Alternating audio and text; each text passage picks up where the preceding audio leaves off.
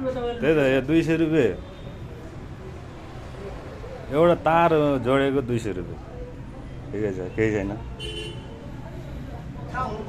त्यही त तार जोडेको तपाईँको हो यता सुन्नुहोस् यसको एउटा तार एउटा यस्तो ताली यति यसो गर्यो त्यसपछि यो गर्यो होइन त्यही त यस्तो गर्यो त्यसपछि त्यो हो होइन तपाईँको होइन एउटा ठग्ने पनि सीमा हुन्छ नि सर यार 150 भनेको ल ठिकै छ 200 रुपियाँ दिउँला नदिने होइन यो तपाईँको एउटा यो के हो भने सामान चेन्ज गरे भए त